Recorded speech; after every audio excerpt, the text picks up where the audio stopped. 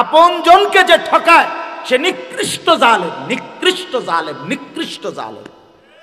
আপন বোনের সম্পদ যে দেয় না, আপন ফুপুর সম্পদ যে দেয় না, আপন জনকে যে বঞ্চিত করে, বিশ্বাস করেন একেবারে নিকৃষ্ট, অসভ্য লোক ছাড়া আর কিচ্ছু নাই।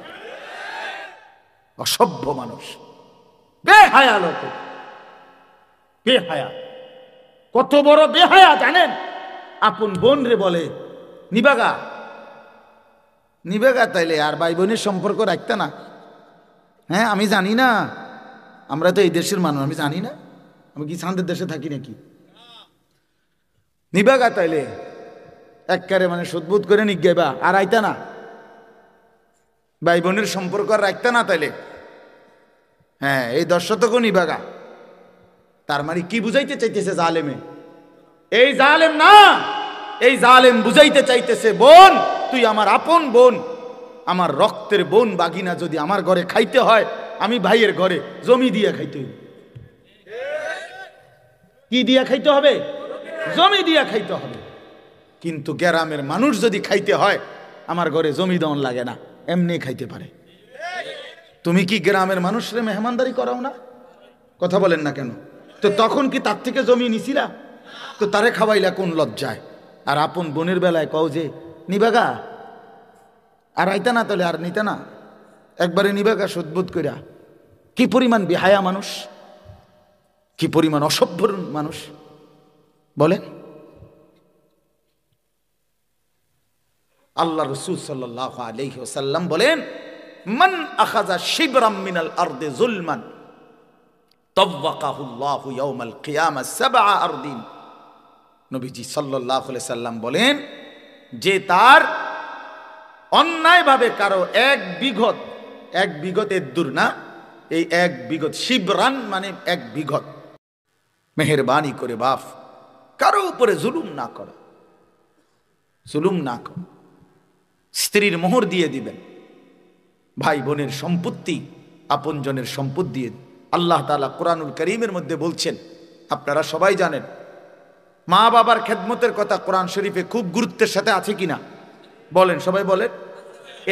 যেখানেই মা বাবার গুরুত্বের কথা আছে, বিশ্বাস করেন এরপরেই মা বাবার প্রতি উত্তম আচরণের পরে 2 নম্বরে একজন ব্যক্তি উত্তম ব্যবহার করবে কার সাথে?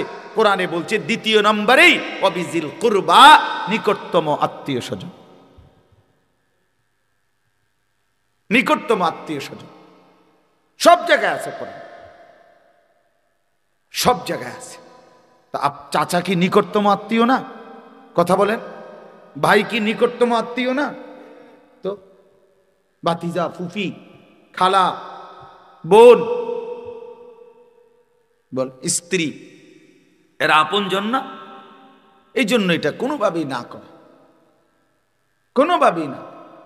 দুনিয়ার এই সামান্য সম্পদ 1 শতক, 2 শতক, 1 বিঘত, একটু রাস্তার জায়গা, আরে মিয়া দুনিয়া ছেড়ে দিলে লস নাই, কিচ্ছু না। দুনিয়া এমনি ছেড়ে দিতে হবে, দুনিয়া এমনি ছেড়ে দিতে হবে মিয়া, কীর্তেন। দুনিয়া এমনি ছেড়ে দেওয়ার বিষয়। দুনিয়া নিজেই থাকবে না, সে আপনারেও তো থাকতে দিবে না। একদিন আমিও থাকবো না, একদিন গোটা সৃষ্টি জগতও থাকবে না। ইদা রাজ্জাতিল আরদু রাজ্জা, আল্লাহ তাআলা বলছেন এই মাটি রেজা রেজা, পাউডার পাউডার হয়ে যাবে। ওয়া তাকুনুল জিবালু কালইহনিল মানফুশ, তুলা ধুনাইলে, লেফ তোষক বানাইবার আগে তুলারে যে ধুনায় মেশিনে বা লাঠি দিয়া বাইরাইয়া, এরকম ধুনানো তুলা যেভাবে ওড়ে, আল্লাহ তাআলা কোরআনে বলছে ইসরাফিল ফু দিলে সমস্ত পাহাড়গুলো এভাবে ধুনানো তুলার মতো উঠতে থাকবে। কি ফায়দা ভাইয়া? জমিন তো আপনিও রাখবেন না, আপনার সন্তানও রাখতে পারবে না, তো কেন নিজের আখিরাত বরবাদ করে সন্তানের জন্য দিয়ে গেলেন? কেন দিয়ে গেলেন? ও আপনারা মনে রাখবে? মোটেও মনে রাখবে, মোটেও মনে রাখবে না। এজন্য আমি কথার প্রসঙ্গে অনুরোধ করলাম, সম্পদ 1 জাররা হক নষ্ট করেন, আপন জনের সম্পদ দিয়ে দিবেন। বলেন ইনশাআল্লাহ। আমি বুক ফুলাইয়া বললাম ইনশাআল্লাহ।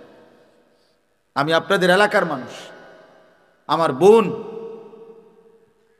আমার বাবা মারা যাওয়ার পরে ওমা বাড়িতে বলে যে বাড়ির বসত, আমি বললাম আমি প্রথম বাসায় বলছি বাড়ির বসত ভাই বোন সবাই নিবে। সবাই অবাক, আরে কস কি তুই, বসত তো ভাইয়েরা পায়, বোনেরা বলে পায় না। আমি কি এর চাইতে বড় মিথ্যা কথা, গাঁজাখড়ি কথা আসমানের নিচে জমিনের উপর আর নাই। এটা জুলুম বেটা, অন্যায় কথা, অন্যায় কথা। এটা কেন বসত পাবে না?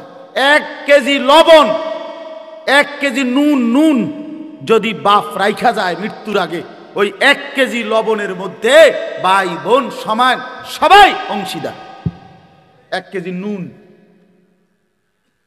1 কেজি লবণের মধ্যে অংশীদার। আপনি কি মনে করছেন বাড়ির বসত পাবে না মানে? কেডা বলছে আপনার? এটা কে বলছে এই মিথ্যা কথা? বলেন এখন নিয়ে আসেন ওই হুজুর রে, জিজ্ঞাসা করি আমি, কে বললো এই কথা? এত বড় মিথ্যা কথা। আপনি বলেন হুজুর অনেক কথা নতুন করে লাগবো ফ্যাঁস। কি ফ্যাঁস লাগবো? আপনি অন ফ্যাঁস লাগলে তো ভালো, আখেরাতে যে আপনারা টাঙ্গাইয়া ফিটবো। কথা বলেন না কেন? কবরে যে আপনারা টাঙ্গাইয়া ফিটবো তখন তো আরো বড় ফ্যাঁস।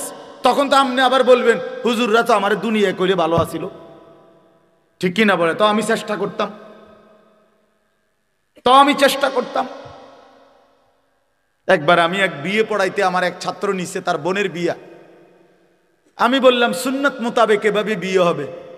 একবারে টাই টুই স্যুট পরা একবার বলতেছে আমারে হুজুর ছেলের পক্ষের নতুন করে আপনি আবার এই নিয়ম বললে হ্যাঁ ফিতনা হবে, মানে আগে সমাজের যে কুপ্রথার যে নিয়ম ওইভাবে চলুক। তাই বললাম যেহেতু আমি এভাবে ছাড়া জানি না, কোরআন সুন্নাহ মতে যেভাবে বিয়ে পড়া আমি এটাই জানি, ওই আপনি যেটা বুঝাইতে চাই আমি এটা জানি না, কষ্ট করে বিষয়টা আপনি পড়ান। আমি ভাত খাইতে এসেছি, ভাত খাই। আমি যেটা জানি না আমি করতে শিখতাম, এটা আপনারটা তো আমি জানি না। কথা বলছেন না? আপনারটা আপনি জানেন তো আপনি পড়া। হুজুর এ কথা কইলে হবে না, আমরা কি পারিনি। আরে পণ্ডিত, আপনি শুধু ভাতের থালাটা চিনেন? হ্যাঁ, আপনি শুধু ভাতের থালাটা চিনেন। এই জন্য বাবা দিনই সারা পৃথিবী মানলেও যেটা হুকুম, সারা পৃথিবী না মানলেও এটাই হুকুম, এটাই হুকুম। আল্লাহ তাআলা কোরআনুল কারীমের মধ্যে যা বলেছেন তাই কথা, রাসূলুল্লাহ সাল্লাল্লাহু আলাইহি সাল্লাম সুন্নাহর মধ্যে যা বলেছেন তাই কথা। আপনি মানলো এটা দিন, না মানলো এটা দিন।